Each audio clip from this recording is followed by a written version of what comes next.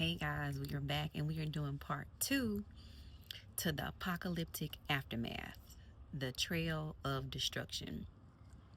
Guys, we know that the island of Jamaica was hit with category 5 massive destructive hurricane. Now, I did some research and people are saying that the hurricane was like hell on earth, and the island has been split into 2 Jamaicas. You got the east side of the island and the west side of the island. Now,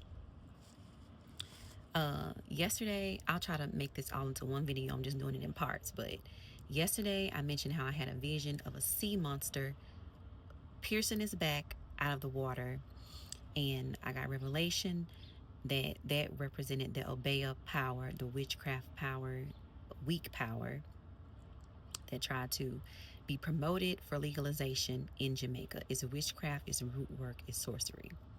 Now, I mentioned the scripture from Job 26 that mentions, by his power he churned up the sea, by his wisdom he cut Rahab to pieces. Rahab, it's pride, arrogance, demonic depression, and a mythical sea monster. Now we're going to try to push it forward a little bit, but it say, if you go on in Job 26, it says, by his breath the skies became fair, his hand pierced the gliding serpent, and these are but the outer fringe of his works. How faint the whisper we hear of him. Who then can understand the thunder of his power? Guys, we cannot understand the thunder of his power.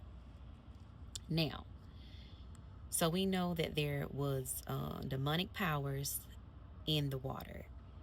The sea was attempting to be in rebellion against God. There's things in the sea, demonic powers in the sea, which is why I saw this piercing of the back.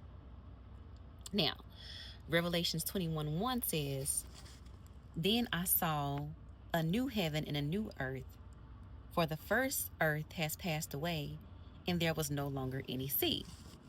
We know from Genesis that the Spirit of God, along with wisdom, hovered over the sea. But Revelation 21:1 tells us there was no longer any sea. So we understand those things. The sea was a rebellion against God. Joel 3 talks about how God will roar and he will judge the nations. Okay, I'm coming back.